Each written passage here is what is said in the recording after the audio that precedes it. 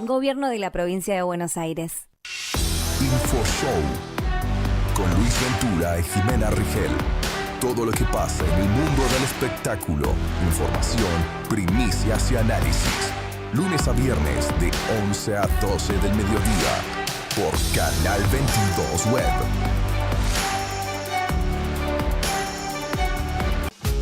Ya son 300 nuevos edificios educativos en todo el territorio bonaerense. En cada una de estas nuevas escuelas hay chicos y chicas que empiezan un nuevo camino. En la provincia, la educación es el motor para construir presente y futuro.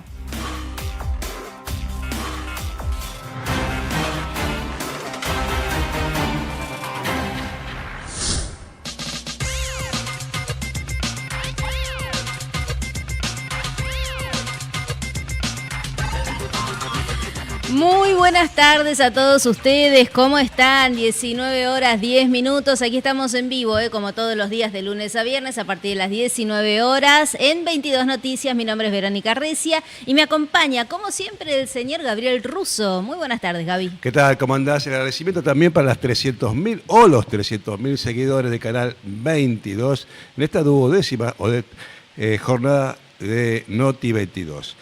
Toda la actualidad, todo lo que pasa en la guerra, en Asia, todo lo que pasa en el ambiente y en el ámbito nacional aquí durante 60 minutos. Y siempre el inicio es con la voz clara, concreta, concisa de Verónica Recia.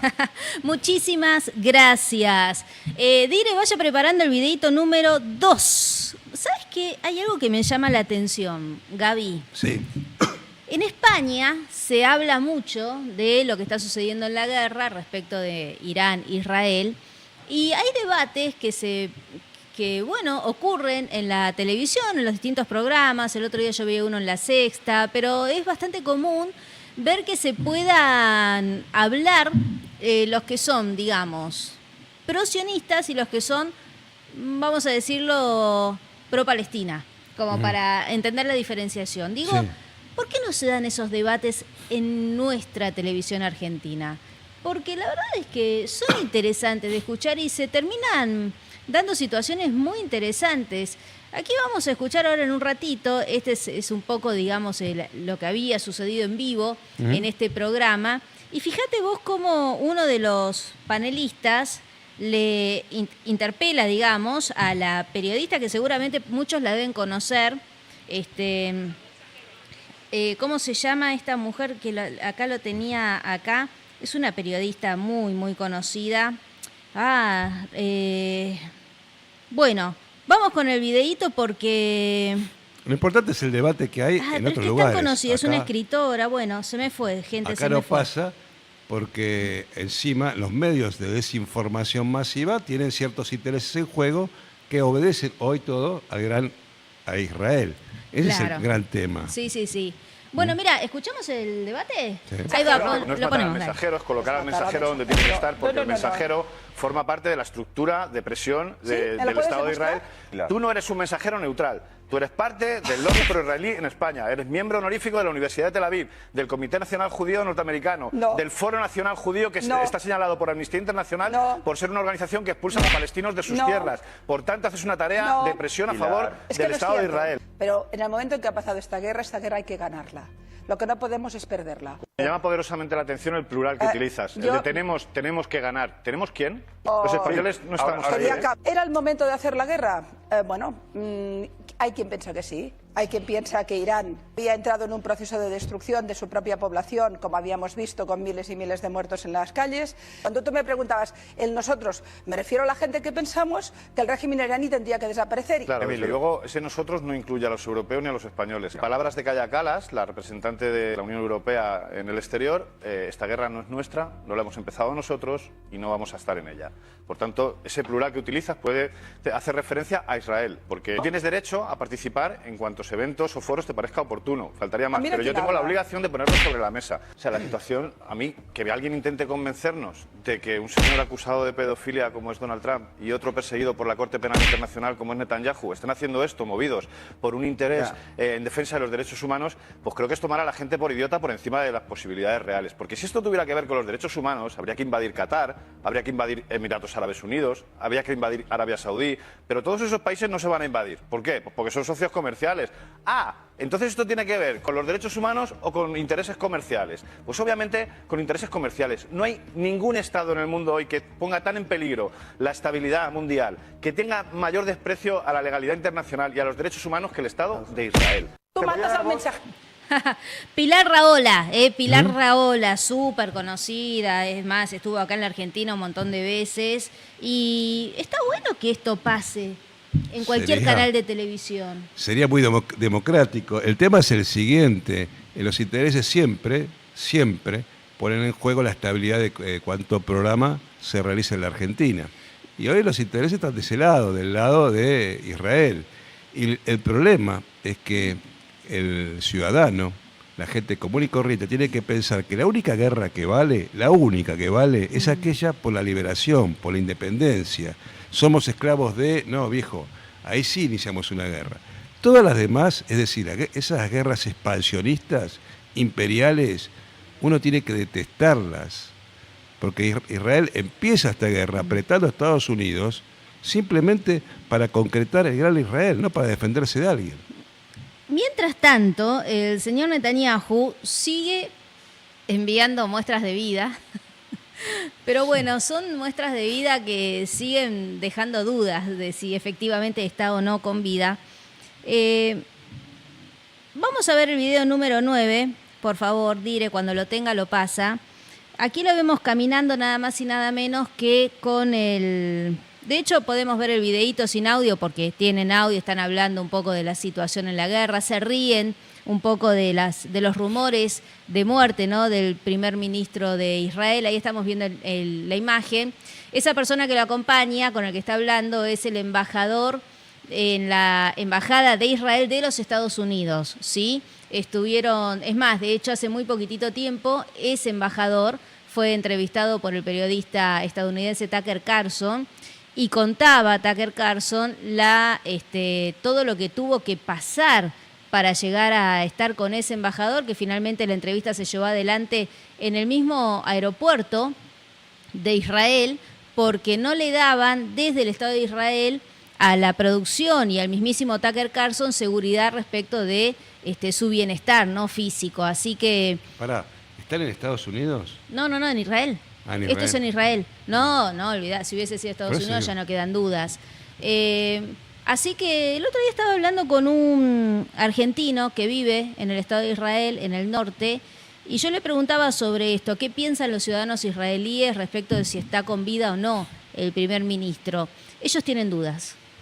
Sí, sobre todo porque falta la reunión de gabinete, eso es lo que no se entiende.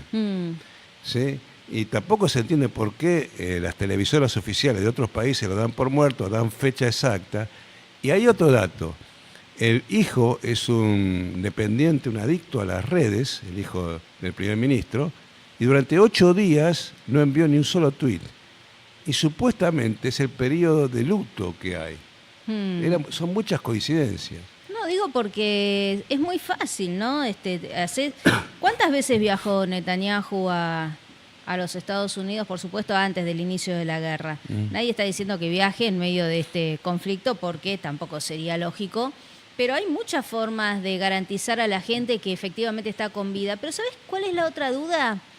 Que yo no estoy diciendo que haya fallecido, pero no entiendo por qué este juego de no dejar en claro que sigue aún con vida. ¿Por qué no lo dicen? Esa es la gran pregunta que todos nos hacemos. Y la otra pregunta es, si Benjamín Netanyahu sufrió un ataque y ahora está muy herido o directamente ya murió, ¿por qué tampoco desde Irán hay ningún tipo de comunicación al respecto? Porque los iraníes, hay algo que tienen, es que inmediatamente después de que ocurre algo, ellos suelen anunciarlo de manera oficial. Pasa incluso con la muerte de sus propios líderes. Acá no juegan a las escondidas. Irán, la televisora de Irán lo anunció. Irán, Corea y Rusia. Rusia, medios periodísticos. Corea e Irán lo anunciaron en su cadena oficial. Ahora bien, hay un dato más que llama la atención. Los diarios interesados en Israel, por ejemplo, el portal Infobae, la noticia de la guerra aparece en el lugar número 10. El portal Minuto 1, que también es medianamente aliado de estos intereses norteamericanos israelíes, recién la primera nota por la guerra está en el número 32. O sea, 31 noticias antes de eso. Sí. Con lo cual, ¿qué pasa? No hay interés porque no hay buenas noticias para Israel. Puede ser, puede ser. Vamos con el video número 10, Dire, en el Líbano.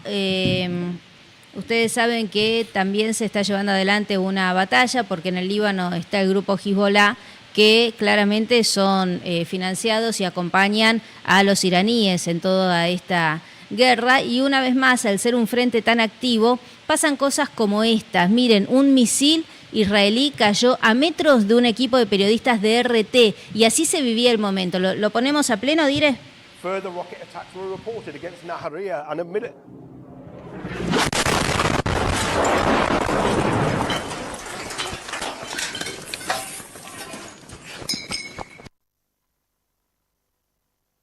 A ver si lo podemos volver a poner desde el principio, puede ser, porque con el grafo un poco se tapaba. A ver.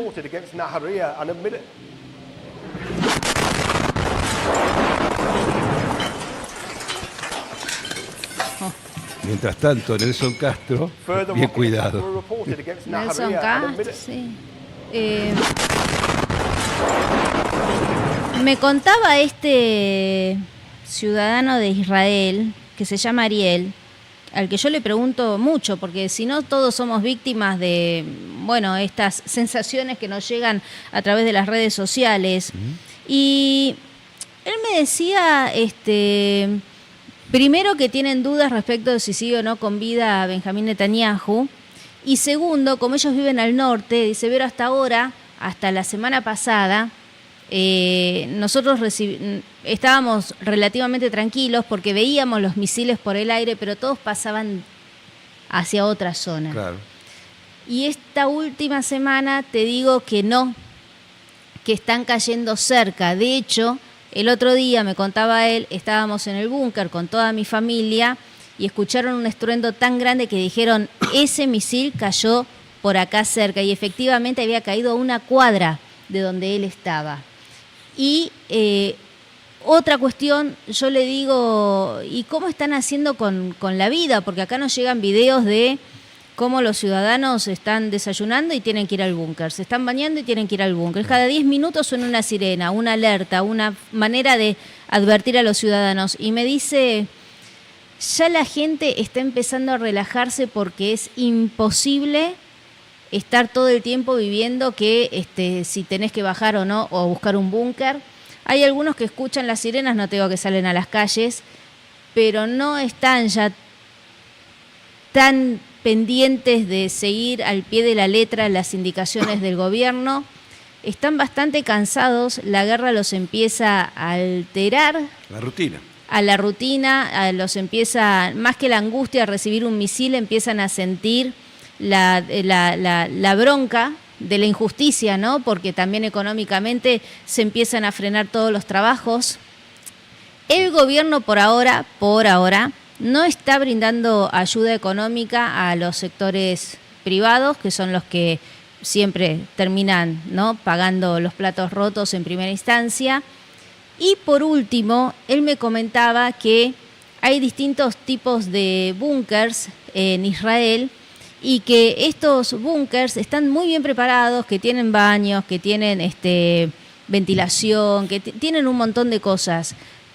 Pero sí es cierto que ya no están conformes con esta seguridad que les brinda el Estado, porque no es vida, realmente no es vida. Y cuando le pregunto, y hay gente que tiene ganas de venirse, de salir de Israel, de huir hacia otro lugar, me dice que todavía no en grandes magnitudes, pero sí reconocen que, por ejemplo, el aeropuerto Ben Gurión está cancelando permanentemente vuelos, porque no es fácil.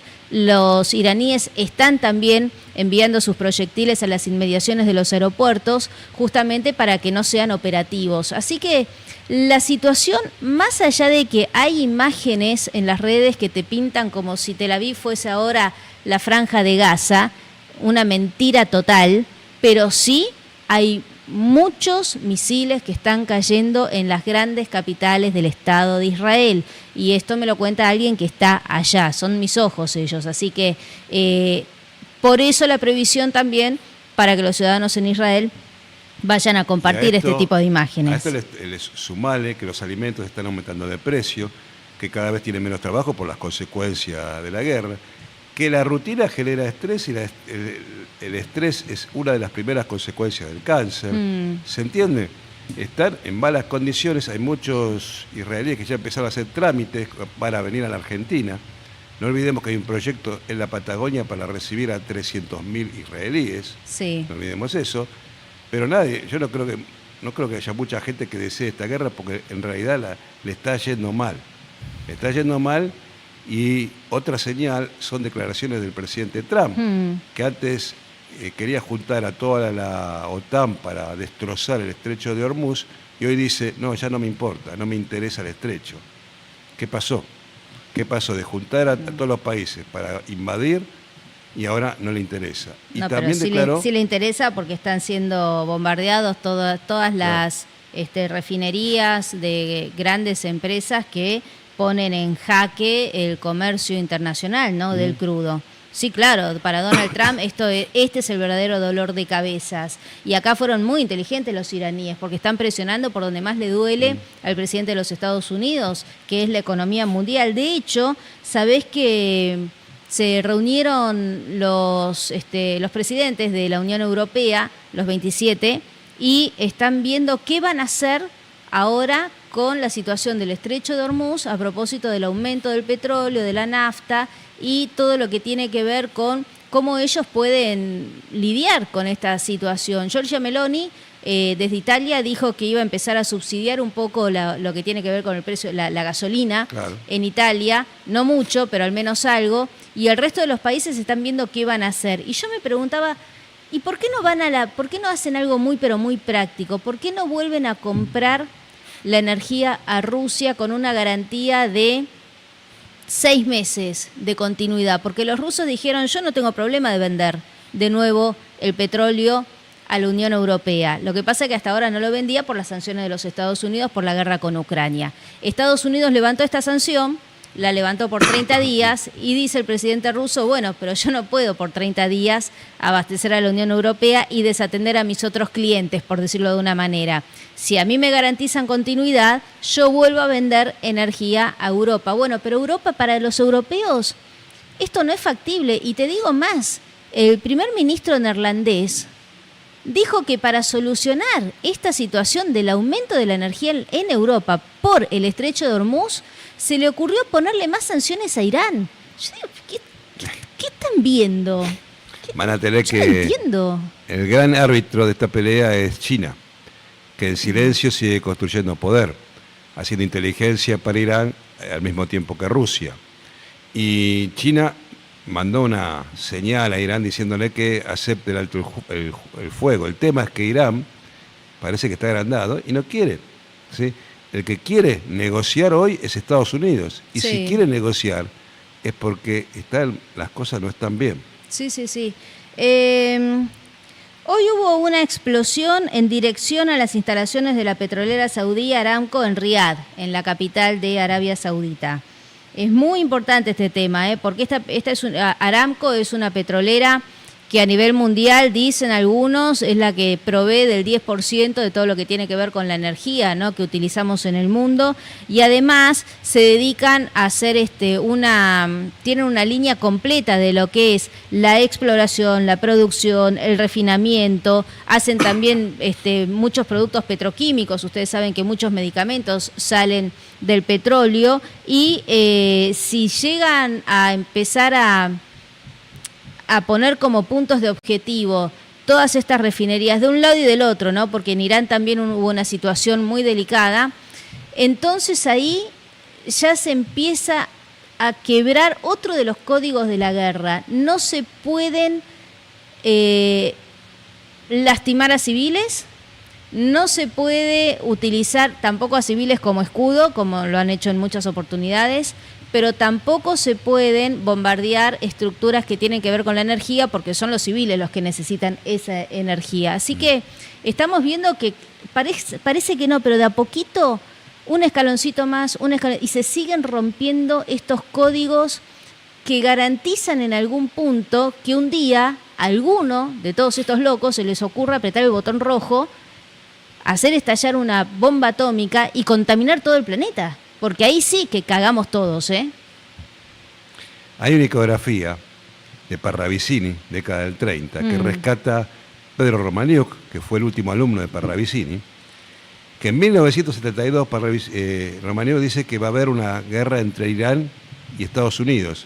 Este concepto lo repite en el 2005, él muere en el 2006. Y aparte de esa guerra, dice que va a haber una explosión atómica. Y al mismo tiempo dice que israelíes van a habitar el sur de la Argentina. Todo esto se dijo en la década del 30 y se reiteró la última vez en el año 2005. Bueno. Una de las ideas que tiene alguna gente que pertenece o que vive bajo los intereses israelíes es, si las cosas van mal, utilizar elementos nucleares. Y ahí estamos perdidos. Si nos están escuchando en vivo, me gustaría mucho que nos dejen un mensaje de audio, no más de 20 segundos, por favor, para que lo podamos pasar al aire. El teléfono es el 11 57 93 0262. La pregunta que me gustaría que me respondan, si es que les interesa, y si no, cualquier otro comentario sirve, pero la verdad que me gustaría escucharlos respecto de qué tan cerca creen ustedes que estamos de que en algún momento alguno de los bandos decidan llevar esta situación a niveles ya absolutamente descontrolados, ¿no? No te digo enviar una bomba atómica, pero se puede hacer mucho daño de otras formas también. Me gustaría escucharlos. Envíen su mensaje de audio al 11 57 93 0262.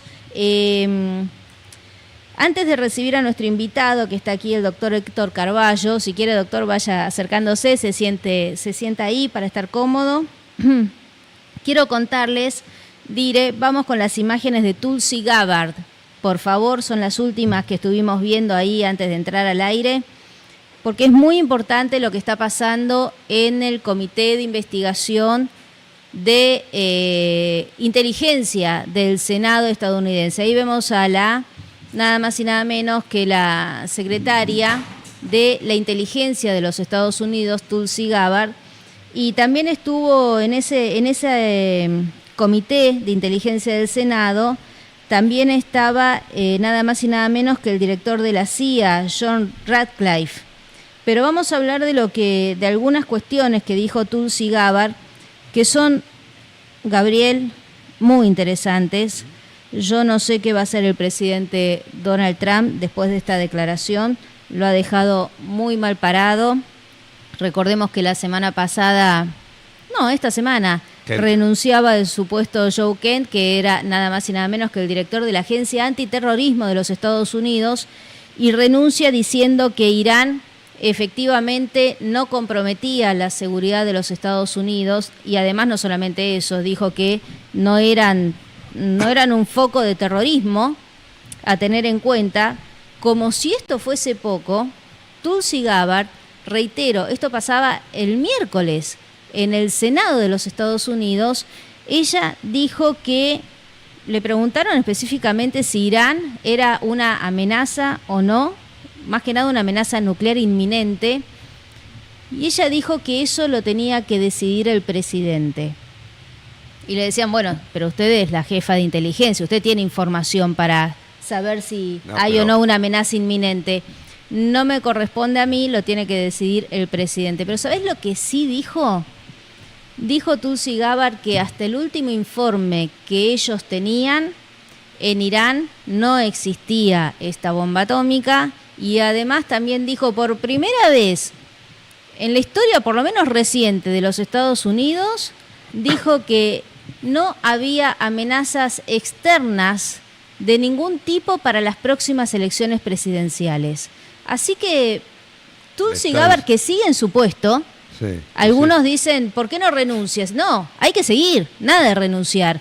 Hay que seguir con la verdad. Por eso renunció Joe Kent, porque le deben haber querido hacer firmar un informe que no tenía que ver con la realidad, digo yo, no sé, y dijo no, para poner la firma, entonces hasta acá llego, me tengo que ir. Bueno, Tulsi Gabbard no se puso absolutamente en contra de Donald Trump, pero dijo todo esto que yo les acabo de contar. El que cuando le tocó responder, me refiero al director de la CIA, John Ratcliffe, él sí dijo que Irán representaba una amenaza para los Estados Unidos. Fue más de la mano con la línea política de Donald Trump, pero estamos viendo grietas internas dentro del gobierno de los Estados Unidos que también le hacen pensar a alguno que las cosas no están tan bien, ¿no? Le están sacando el cuerpo a Donald Trump. No olvidemos un dato, la CIA es una cofundación entre el Estado y el grupo Rockefeller. Sí. Es una 51% de todo lo que es la CIA pertenece a ese grupo en su fundación, con lo cual no es que obedece netamente a un presidente, no lo hace, ¿sí? Siempre en la CIA hay dos grupos, ¿sí? Y se nota ahora que le están sacando el cuerpo. La verdad que sí. Bueno, me encantaría escucharlos, me encantaría escucharlos. Vamos a cambiar un poquitito de tema porque, bueno, primero darle la bienvenida al doctor Héctor Carballo. ¿Cómo le va, doctor? Bienvenido. ¿Qué tal, Verónica? ¿Cómo estás? Un gusto. Muy bien, muy bien. Me avisan desde el control si se lo escucha bien al doctor, por favor. Hoy encontré una noticia, que creo que la tengo por acá, Doc, que tiene que ver con un brote en el Reino Unido de meningitis. Acá está. El brote de meningitis B, iniciado en Canterbury, el sudeste de Inglaterra, que ha dejado por el momento 2 muertos y más de una veintena de contagios, ha generado un clima de alarma en la sociedad británica, que al intentar conseguir la vacuna está dejando sin existencias a las farmacias. Bueno, dicen que se agotaron las vacunas, que hay 2 muertos. ¿Me cuenta un poco qué pasa con esta situación de la meningitis a propósito del temor de muchos papás, ¿no?, que tienen que decidir qué hacer con sus chicos y dónde nos ubicamos, ¿no?, en esta situación? A ver, Doc. Bueno, si empiezo a transpirar no es por el calor, sino porque vos sabés que soy endocrinólogo. Pero he tenido que trabajar mucho en la pandemia, así que tuve que interiorizarme. Bien. Efectivamente hay un brote en Canterbury, un brote entre estudiantes de la universidad, se produjo en un campus. Hay hasta ahora, que se sepa, 27 casos, de los cuales más de la mitad están confirmados y la otra mitad en estudio. Hay 2 muertos, como bien dijiste.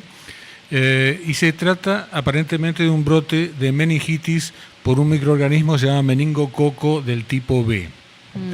Para ponernos en situación y que se pueda entender, el meningococo tiene 13 variantes, ¿sí?, siendo las más conocidas las primeras y las últimas del abecedario: A, B y C, W, X, Y, por lo menos las que más afectan al ser humano.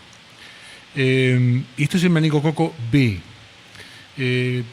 Obviamente este tipo de microorganismos es muy, muy peligroso porque más allá del compromiso inicial, que como su nombre indica es sobre el sistema nervioso central, puede afectar a todo el organismo. Puede producir un síndrome desenfrenado, una cascada de citoquinas, etcétera, que puede llevar a una falla multiorgánica, que esa fue la causa del deceso de los 2 pacientes afectados. Pero bueno, nosotros en su momento, en los servicios de medicina interna y de internación, teníamos casos de meningococos. Cuando entraba un paciente con síntomas neurológicos compatibles con un cuadro meningio, había que hacer la punción lumbar. Cuando se hace la punción lumbar, se encontraba un líquido turbio. y cuando se estudiaba ese líquido turbio, se encontraba en algunos casos un meningococo. Gran, digamos, preocupación para todos los que estábamos alrededor, pero se solucionaba relativamente fácil para los que estábamos alrededor, para los posibles contactos. Eran 2 comprimidos de rifampicina por día durante 2 días, o un solo comprimido de ciprofloxacina de 500 miligramos en una sola toma. Es decir que, si bien es un cuadro delicado, es un cuadro con potencial letalidad manifiesta, la posibilidad de proteger a todo el entorno y de esa forma limitar el brote es medianamente sencilla. ¿Nos repite cómo entonces se puede evitar esta suerte de contagio? ¿Es así? ¿Es correcto? ¿La meningitis se contagia? Sí, por supuesto. Ahora, querría aclarar una cosa. Las vacunas que hay acá en Argentina para el meningococo, la que está en calendario, no tiene la variante B. Es la A, la C, la W y la Y. No tiene la variante B. ¿Y por qué no tenemos la B? Es una buena pregunta. La vacuna para la variante B existe, pero no está en el calendario. Se puede aplicar por fuera del calendario. En una palabra, el calendario es gratuito y es teóricamente obligatorio. Fuera del calendario es facultativo, optativo, y hay que pagarlo. No puedo decir que en Inglaterra sea igual porque desconozco cómo es el calendario inglés. Pero sí te puedo decir que la vacuna, la de calendario, está tetravalente, no abarca el meningo B. El meningo B hay vacuna, se coloca en forma facultativa, optativa y se paga. Y la prevención, la profilaxis, se puede hacer incluso al que no quiere vacunarse con un comprimido de ciprofloxacina. No voy a decir marcas, pero es...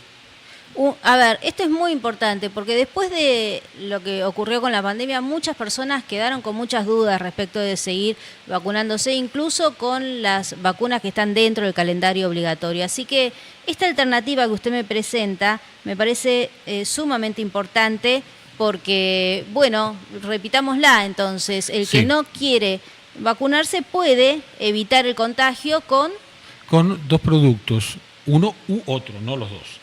La rifampicina de 300 miligramos, que son 2 comprimidos por día, uno cada 12 horas durante 2 días. La orina se pone color naranja, no se está muriendo, es el color de la rifampicina. Y si no, la ciprofloxacina de 500 miligramos, un solo comprimido por única vez. Y esa ya es la profilaxis. Esto si uno siente que estuvo en contacto cercano con alguien. Claro, ¿no? Lo importante, la profilaxis sirve en tanto no haya síntomas, porque si hay síntomas ya no podemos prevenir nada porque la persona está enferma. Claro. La profilaxis es, yo estuve en contacto con esa persona, estuve cerca, estuve en el campus, en este caso en Canterbury, estuve con la familia, me reuní, bueno, aunque no tenga síntomas, esa es la profilaxis. Sí. Por eso es que si se agotase la vacuna del meningo B, la otra opción es sumamente fácil. Claro, y es una muy buena alternativa para los que tienen miedo a la vacunación por los efectos adversos, ¿no? Es que lo que sucede, Verónica, es lo que vos acabás de decir. Hubo tal desmanejo en la pandemia que en la bolsa de gatos se metió todo. Se metieron vacunas que llevan 50 años en el calendario y que no tienen por qué pagar el pato de la desconfianza que se generó en esos años de pandemia. Sí. Sí, claro que sí. ¿Puede tener meningitis alguien que se haya vacunado? Porque la meningitis B, que usted me decía que acá no está, entonces no forma parte de nuestro calendario obligatorio. No es que no haya circulación de meningococo B, pero no son los que más hay en Argentina, esa variante. Ahora bien, si decimos que hay 13 variantes y una vacuna cubre 4, la otra cubre 1, la posibilidad de que se pueda cubrir todo el espectro es bastante relativa, porque no hay una vacuna para las 13 variantes. Se puede reducir el riesgo de contagio y eventualmente ante un contagio se puede reducir la severidad del mismo, que esa es la tradición de las vacunas. O no se contagia, o sea, menos chance de contagiarse, y si se enferma, menos chances de agravarse. Claro, Ese es sí. el porqué de una vacuna. Claro, exactamente, sí. Doc, cuando usted dice, después de lo que pasó con la pandemia, yo he escuchado muchos médicos en los medios de comunicación, dando cuenta de cómo ahora la gente tiene miedo a seguir vacunándose, incluso con las vacunas del calendario obligatorio. Esto que es una realidad, ¿no? Se habla del 50% menos de cantidad de gente que incluso no lleva ni siquiera a los chicos a cumplir con esta vacunación. ¿Qué le significa esto? ¿Usted qué observa acá con estas cuestiones? Esa desconfianza no solo es para con las vacunas, sino para con los médicos. La credibilidad de los médicos ha caído enormemente, casi un 40% a nivel mundial. No estoy hablando de Argentina ni de Buenos Aires. Mundialmente ha caído prácticamente un 39-40%. Sí. En realidad, los médicos ahora, o las asociaciones médicas, las comunidades médicas, están tratando de ver cómo reflotar, cómo recuperar la credibilidad en todo el mundo, porque si el paciente no confía en el médico, no va al médico, y si el paciente no va al médico, el médico no cobra. Pongámoslo así. Sí, es verdad. No es una cuestión de fe, es una cuestión mercantilista. Sí. Pero lo cierto es que si se cayó tan estrepitosamente la credibilidad, lo primero que la comunidad médica debería preguntarse es ¿qué hicimos mal? No ¿qué hizo mal la gente que no confía en mí? ¿Qué hice mal yo para que dejen de confiar en mí? Qué difícil eso, ¿no? Es muy difícil, muy difícil. Sí, los periodistas también tenemos que preguntarnos, porque la credibilidad del periodismo está también por el piso, ¿eh? Hay que empezar a preguntar, mucho nos tenemos que empezar a preguntar qué hicimos mal. Y mira, yo te diría, recién ustedes estaban haciendo una nota muy interesante sobre la guerra. Esto también fue una guerra. La pandemia fue una guerra. Y en toda guerra, la primer víctima es la verdad. Sí. La pandemia, como guerra, terminó de un día para otro cuando Rusia invadió Ucrania. Claro. Es decir, a partir de ese momento, todos los expertos médicos fueron reemplazados por expertos en geopolítica. Sí, es verdad, se acabó el COVID. Sí, ya no se mostraban muertos en el hospital, sino muertos por bombardeos. Bueno, del otro lado le pueden decir, porque ya había aflojado el virus. En realidad, cualquier virus respiratorio que produzca una epidemia o una pandemia, porque la diferencia entre uno y otro es la extensión, dura 1 año y medio o 3 inviernos. Perdón, 2 años y medio o 3 inviernos, es lo mismo. Naturalmente el virus va debilitándose más allá de cualquier vacuna. Es independiente, porque en la pandemia anterior, la mal llamada gripe española, no había ninguna vacuna. Y también se terminó. En 2 años y medio.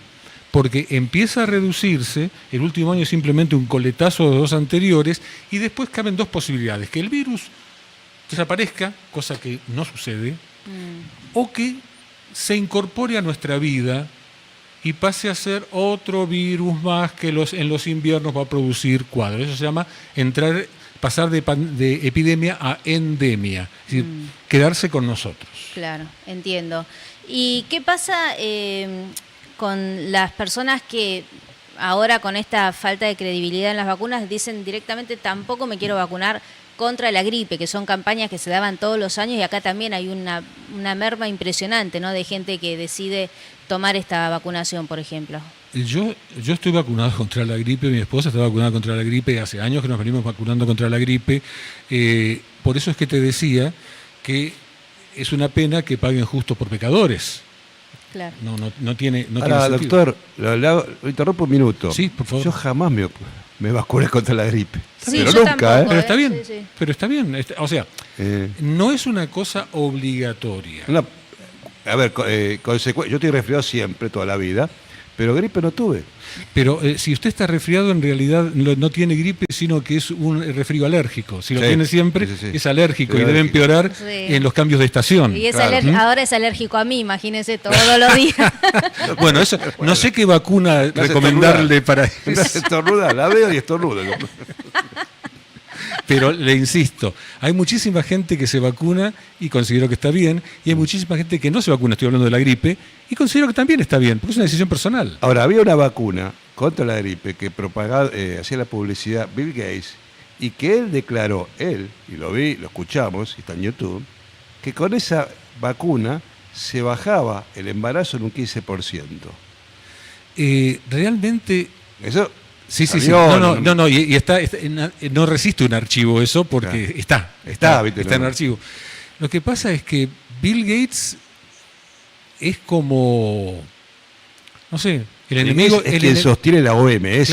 Claro, el enemigo público número 1 y es el principal financiador de la Organización Mundial de la Salud. O sea que estamos en el horno en cierta forma. Por eso no me vacuno. Está bien. Doctor, me cuenta, porque es increíble, usted estuvo muy activo durante la pandemia con estas suertes de tratamientos alternativos a los que nunca le dieron apoyo financiero ni lugar mediático para poder darlos a conocer a la gente. Cuénteme hasta donde pueda su experiencia personal en la pandemia para que las personas de a poco vayan entendiendo el nivel de ocultamiento que hubo, ¿no? A algunas cuestiones. Mientras yo quiero mostrar el libro que me trajo, no sé si será el suyo. No, es tuyo y te lo voy a dedicar. Ay, muchas gracias. Pero todavía no lo dediqué.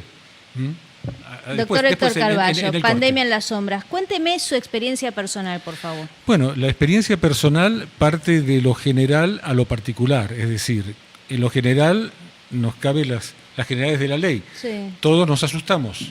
Mucho. ¿Usted en ese momento era el director de un hospital? No, yo ya había dejado de ser director de hospital, pero estaba a cargo de la parte de docencia e investigación, o sea, era el asesor de docencia e investigación ad honorem, porque estaba jubilado.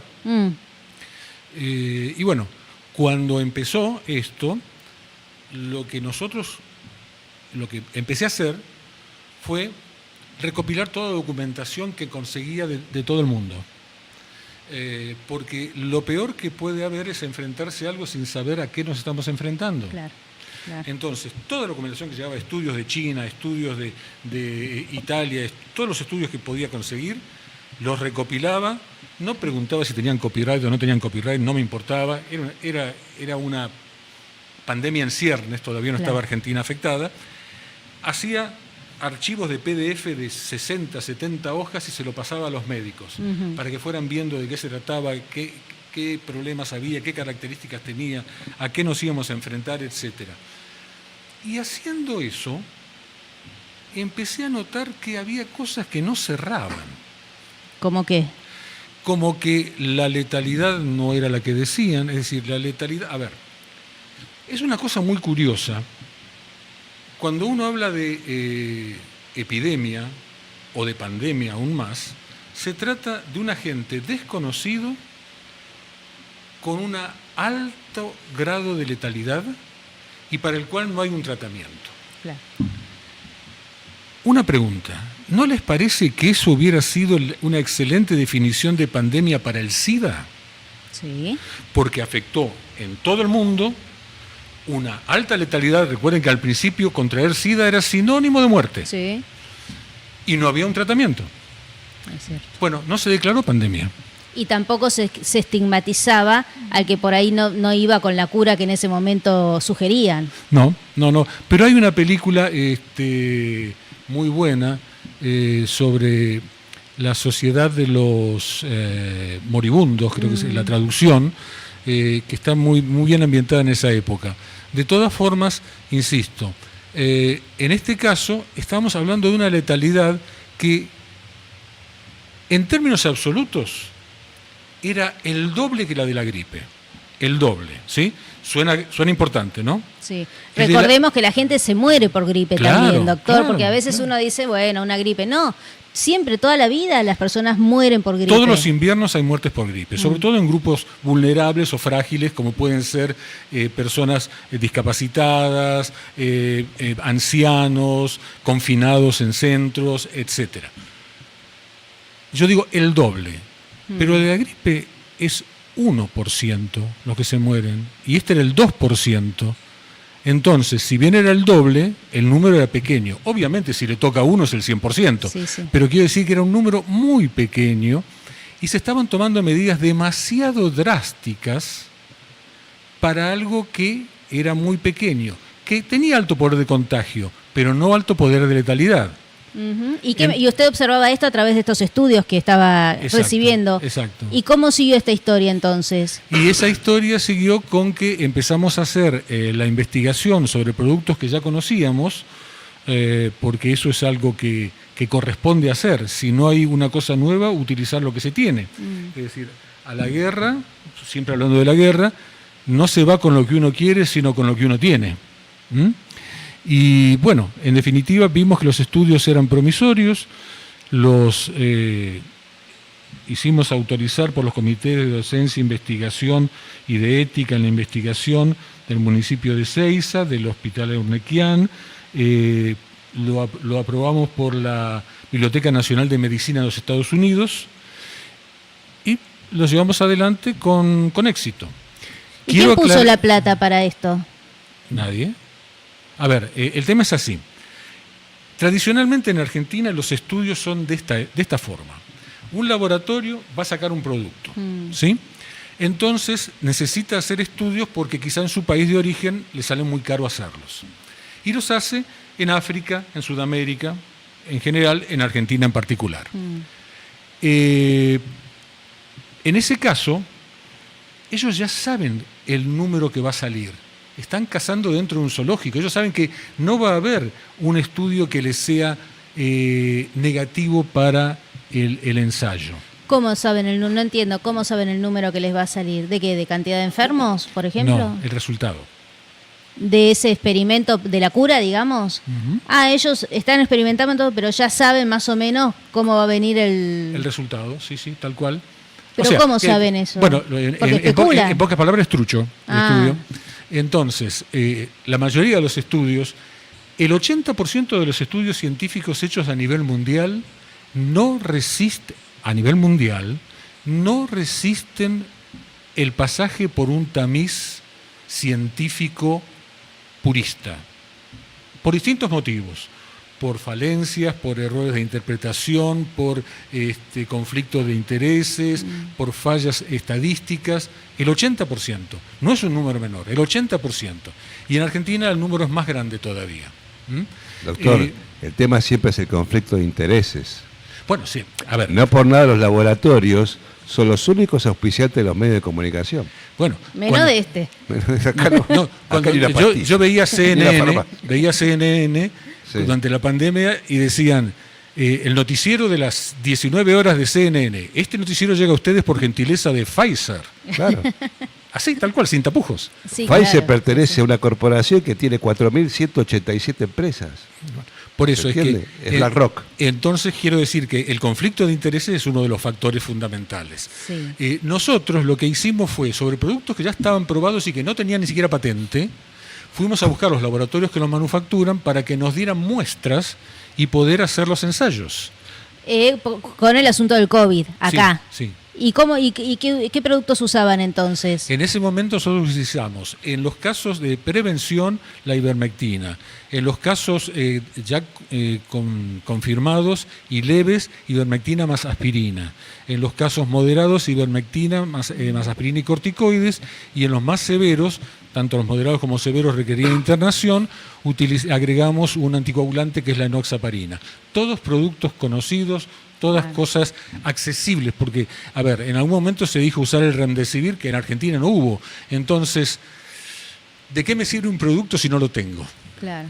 ¿Y usted pudo aplicar estos productos a, si no era doctor, con quién aplicaba todo este ensayo que hizo? En el caso de la prevención... Era doctor, digo, si no estaba ejerciendo. Esa fue mi pregunta. Esa era bueno, mi pregunta. sí.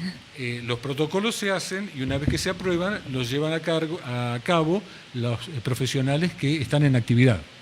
¿Sí? Obviamente no el que está fuera de actividad. De hecho, por mi edad, no me dejaban estar adentro del hospital. Claro. El director del hospital decía, no quiero que seas un paciente más. Y bueno, lo cierto es que yo me había ofrecido como voluntario, pero bueno, me descartaron por viejo. Claro. Entonces, el tema es, para la prevención la hicimos sobre los mismos agentes sanitarios, agentes de salud.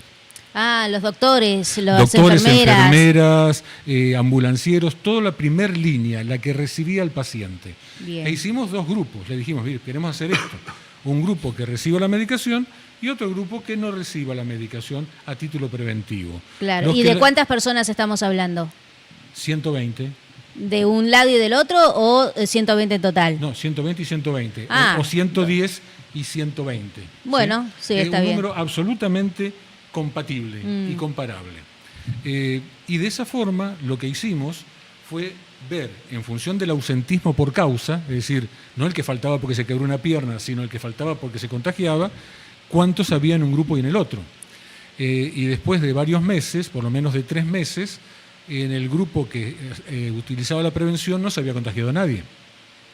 Trabajando bajo el mismo techo, en las mismas condiciones, los mismos grupos etarios, todas personal en actividad.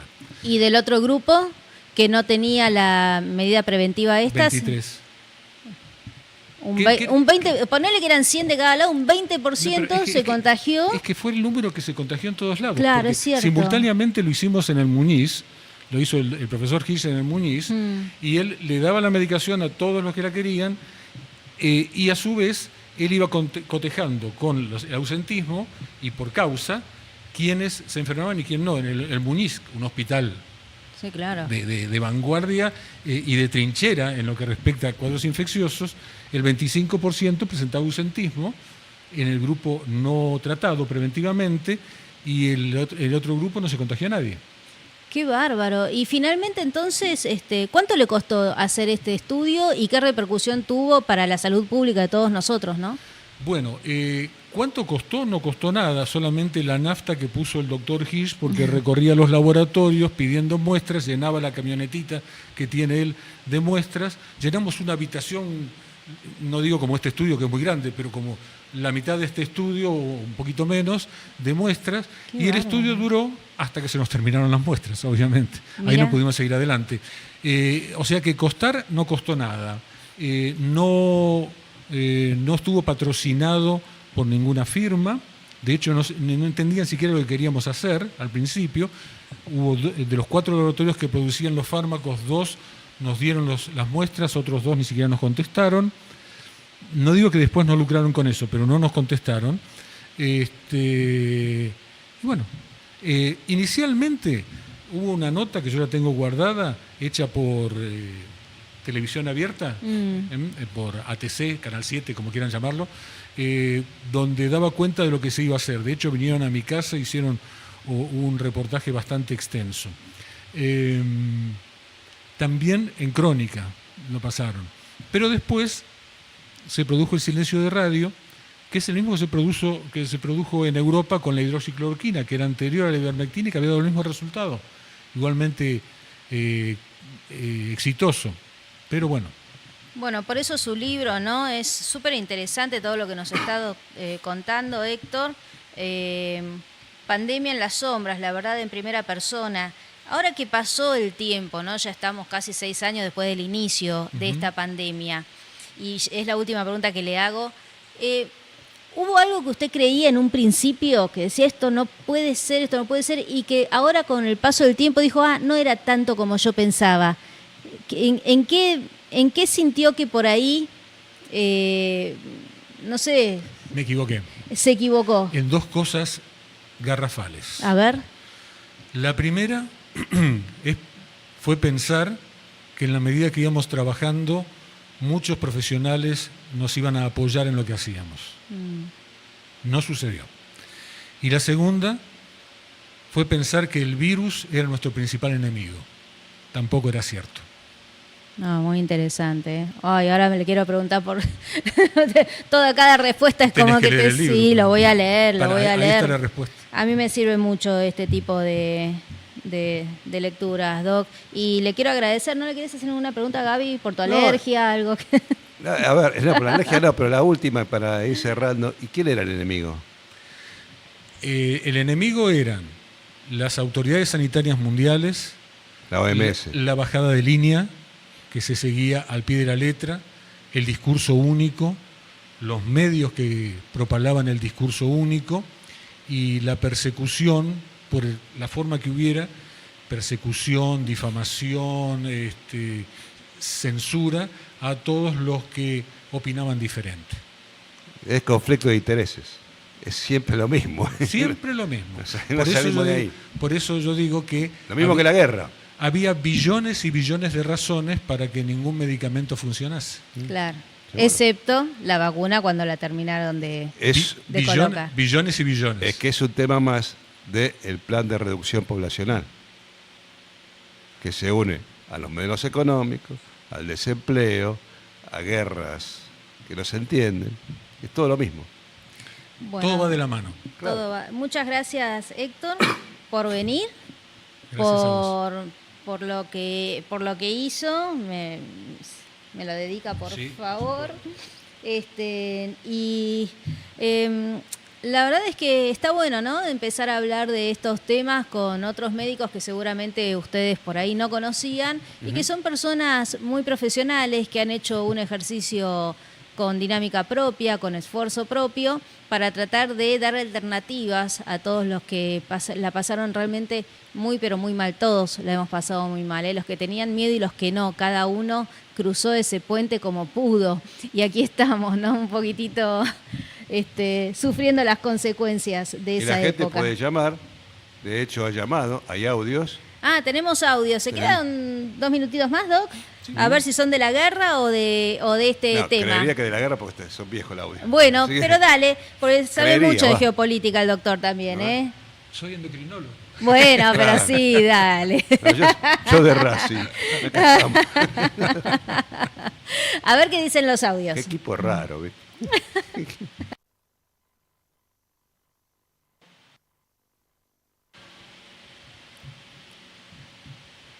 Héctor Vega Ballesteros. Hola, Vero, te mando muchos saludos aquí desde México. Mi nombre es Héctor Vega Ballesteros, seguidor fiel de Criterio Periodístico. Te ves muy guapa. Saludos. Muchas gracias. Lejos. Hola, Vero, te mando muchos saludos. Sí, ya me quedó claro. Gracias, México. Bueno, el club de fans. Buenas noches. Sí, sí. El conflicto ya escaló desde el momento que empezaron a atacar la infraestructura petrolera de ambos bandos. Por otro lado, quiero hacer una crítica a uno de los conductores. Un periodista que se precia, no toma Sindor. ¿Cómo no toma 5? ¿O Sindor? Sindor, Ah, debe ser por lo que dijiste ayer. Verónica Recia, Sí.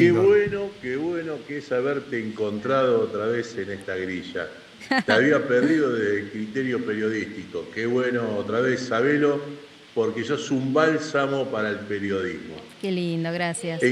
Hola, quería saludar a todo el canal 22 Web, lo sigo siempre, pero sobre todo el programa de las 19 horas, donde está Gabriel Russo y Verónica Recia.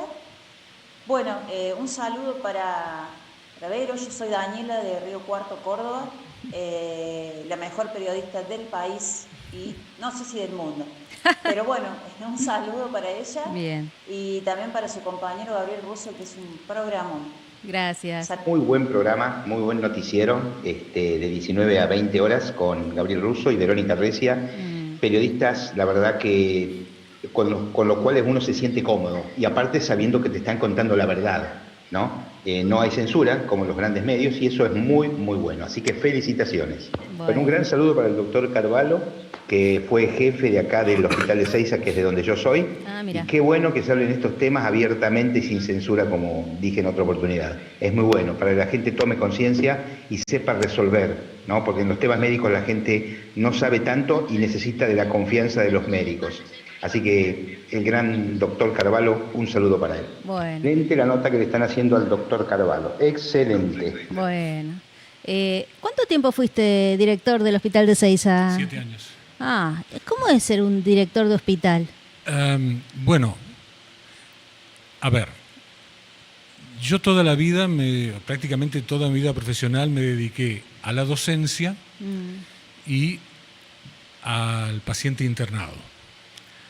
Podría decir que desde el punto de vista profesional fueron los 7 peores años de mi vida, porque no podía hacer ni una cosa ni la otra.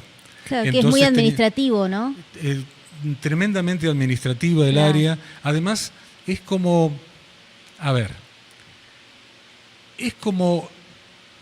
se va Gallardo, viene Coudet, y la mayoría, un porcentaje muy grande de gente quiere ver cómo pierde. Y bueno, y en las direcciones de hospitales pasa lo mismo. Claro. Es de River. ¿Eh? Es de River. Soy de River. Ya está. ¿Puedo hacer un descargo? A ver. Yo no tomo Sindor. No, vos dijiste que ibas a festejar con una Sindor. Claro. Tenemos el video. Es más, Gonzalito. ¿Quiere que lo desilusione más todavía? Yo tomo agua. No tomo alcohol. Nunca he tomado. Che, así que fueron los 7 peores años desde lo profesional, ¿no? Sí. A ver, yo te hago la pregunta y vos respondela como puedas, Doc. ¿Hay mucha corrupción en los hospitales, en las direcciones de los hospitales? ¿Es muy fácilmente, digamos, hacer las cosas mal o quedarse con dinero que no corresponde? Depende de la persona, obviamente. En el hospital en el que estábamos nosotros, afortunadamente tirábamos muy parejos los 3. Fue el único hospital de la provincia de Buenos Aires que tuvo superávit de presupuesto 8 años seguidos. Bueno, muy bien. Cuando los hospitales se quedaban sin presupuesto a mitad de año. Un día me llama a mí el director general de hospitales, que vendría a ser el viceministro, y me dice: ¿cuánto pagan ustedes por el servicio de desinfección? Digo, mire, doctor, no tengo acá conmigo el expediente. No, decime más o menos. Supongamos que le dije 100. ¿Y cómo puede ser que el hospital tal y tal, que tiene la infraestructura que usted, la misma cantidad de camas, paga 500?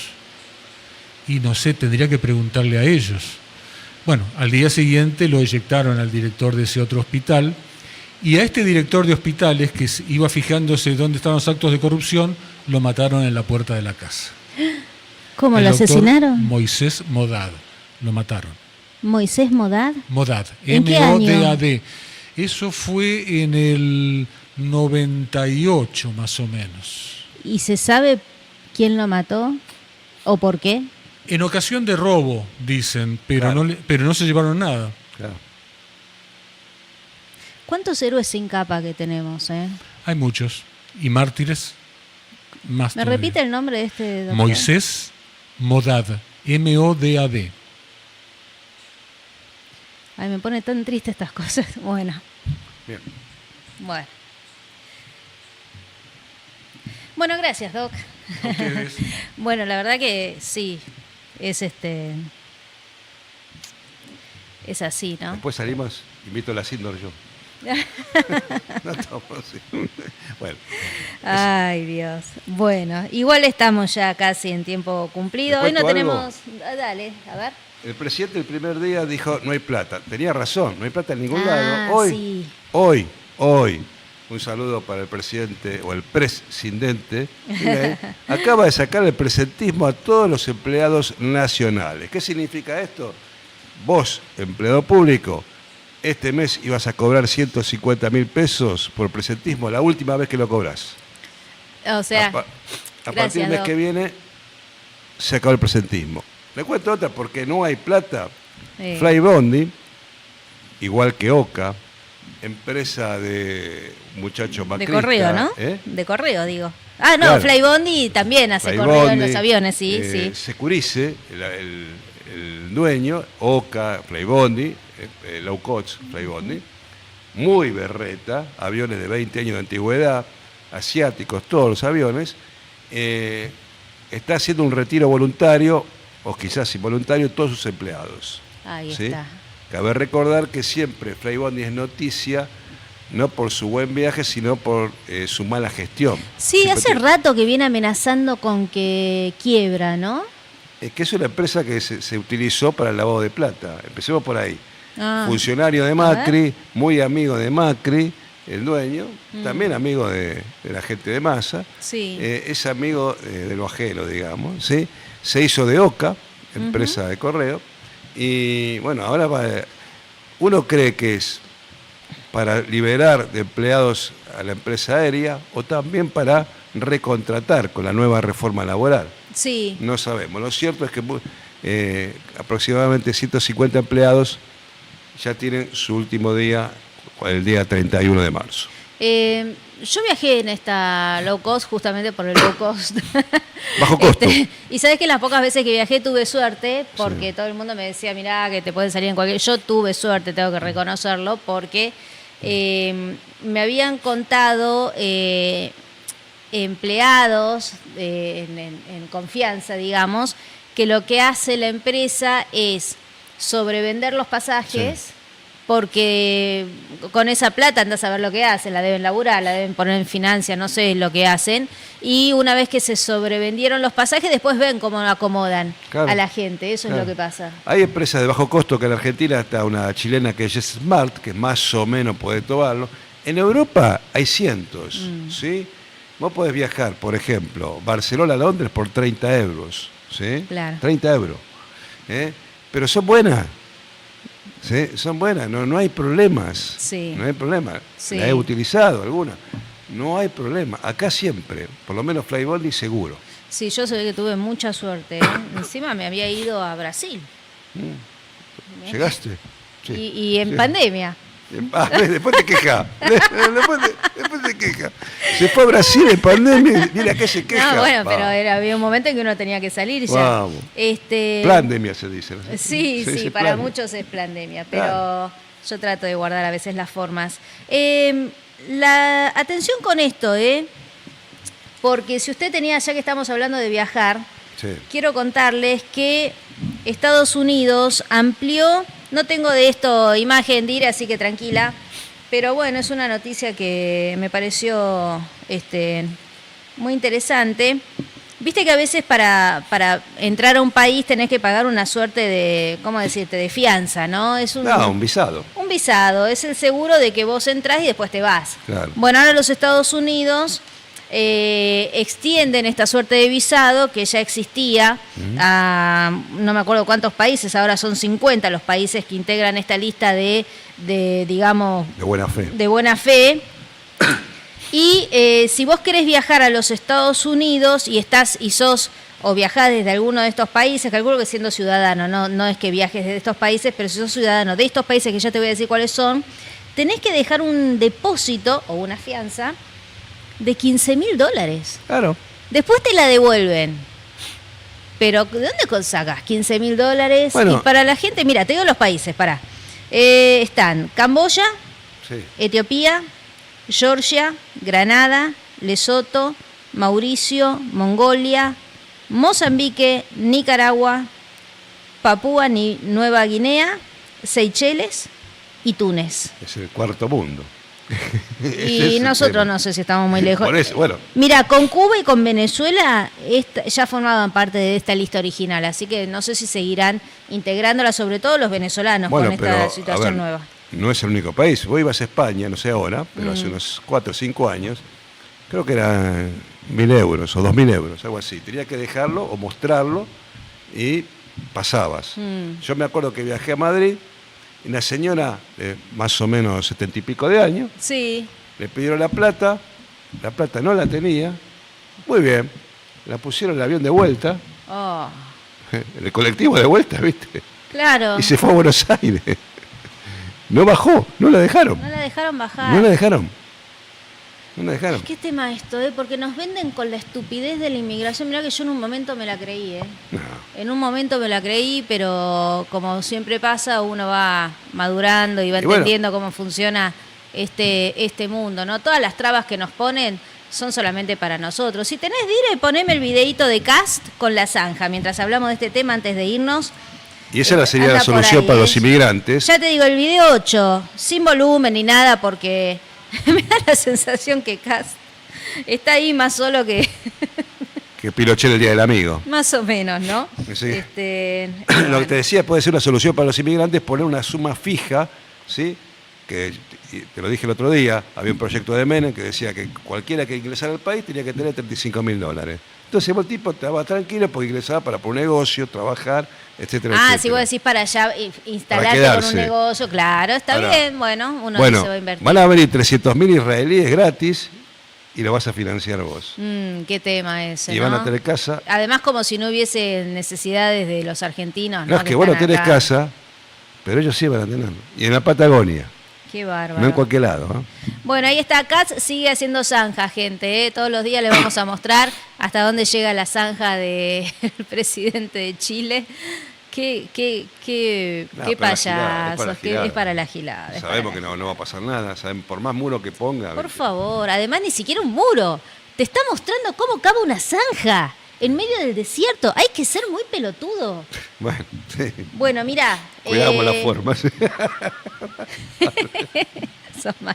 Pandemia en las sombras. No, pero después de decir, a ver.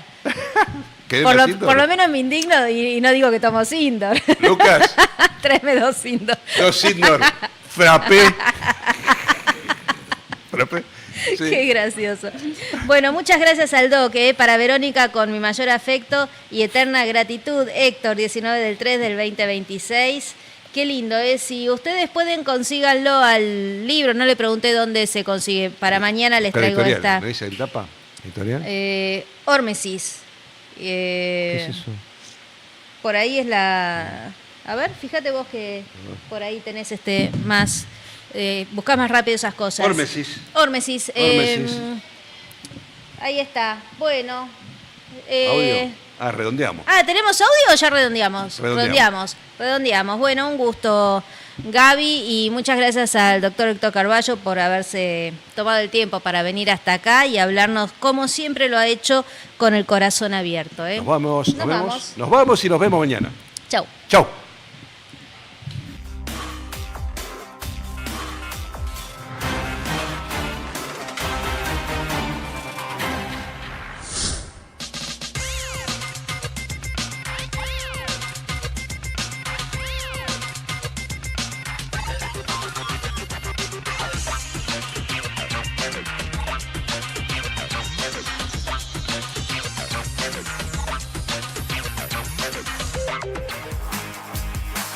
Gobierno de la Provincia de Buenos Aires.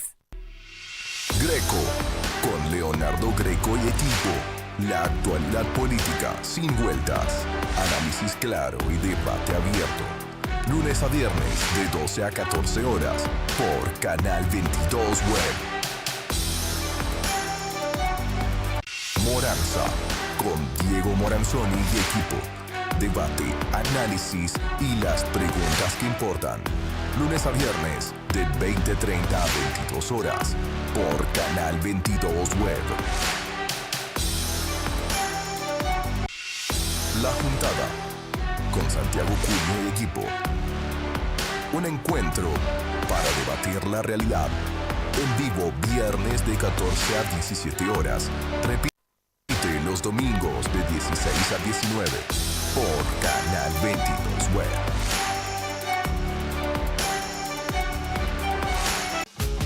Ya son 300 nuevos edificios educativos en todo el territorio bonaerense. En cada una de estas nuevas escuelas hay chicos y chicas que empiezan un nuevo camino. En la provincia, la educación es el motor para construir presente y futuro. Gobierno de la Provincia de Buenos Aires. Estamos de vuelta con Larry de Clay y equipo. Política, actualidad y las voces que marcan la agenda. Lunes a viernes de 17 a 19 horas por Canal 22 Web. Algo que contar con Agustina Camfer. Entrevistas íntimas con protagonistas de hoy. Lunes a viernes de 0 a 0:30 horas por Canal 22 Web. 22 Noticias con Verónica Recia y Gabriel Rufo. Las noticias del día con contexto y análisis. Lunes a viernes de 19 a 20 horas por Canal 22 Web. La revancha del 1 con Pato Galván y equipo. Opinión sin filtros. La actualidad desde otra perspectiva. Lunes a viernes, 22 a 0 horas por Canal 22 Web. 1 más 1, 3 con Santiago Cunio y equipo. Opinión, información y una mirada directa sobre la realidad. Lunes a jueves, de 14 a 16 horas, por Canal 22 Web. Ya son 300 nuevos edificios educativos en todo el territorio bonaerense. En cada una de estas nuevas escuelas hay chicos y chicas que empiezan un nuevo camino. En la provincia, la educación es el motor para construir presente y futuro. Gobierno de la Provincia de Buenos Aires. InfoShow con Luis Ventura y Jimena Rigel. Todo lo que pasa en el mundo del espectáculo, información, primicias y análisis.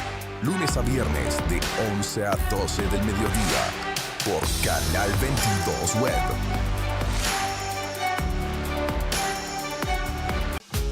Ya son 300 nuevos edificios educativos en todo el territorio bonaerense.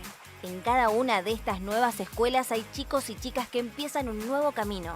En la provincia, la educación es el motor para construir presente y futuro. Gobierno de la Provincia de Buenos Aires. Greco, con Leonardo Greco y equipo. La actualidad política sin vueltas. Análisis claro y debate abierto. Lunes a viernes de 12 a 14 horas por Canal 22 Web. Moranza, con Diego Moranzoni y equipo. Debate, análisis y las preguntas que importan. Lunes a viernes de 20:30 a 22 horas por Canal 22 Web. La Juntada, con Santiago Cunio y equipo. Un encuentro para debatir la realidad. En vivo viernes de 14 a 17 horas. Repite los domingos de 16 a 19 por Canal 22 Web.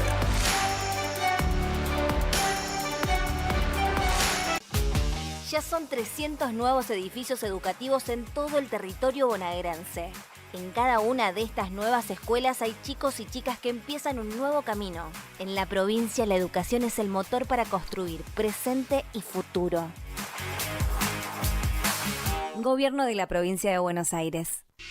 Estamos de vuelta con Larry de Clay y equipo. Política, actualidad y las voces que marcan la agenda. Lunes a viernes de 17 a 19 horas por Canal 22 Web. Algo que contar con Agustina Camfer. Entrevistas íntimas con protagonistas de hoy. Lunes a viernes de 0 a 0:30 horas por Canal 22 Web. 22 Noticias con Verónica Recia y Gabriel Rufo. Las noticias del día con contexto y análisis. Lunes a viernes de 19 a 20 horas por Canal 22 Web. La revancha del 1 con Pato Galván y equipo. Opinión sin filtros. La actualidad desde otra perspectiva.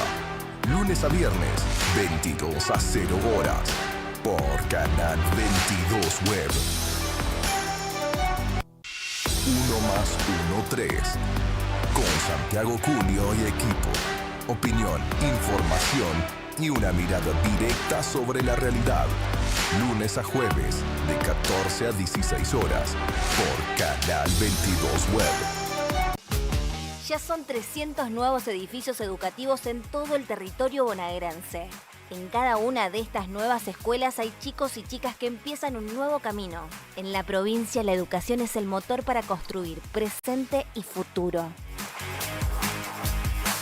Gobierno de la Provincia de Buenos Aires. Info Show con Luis Ventura y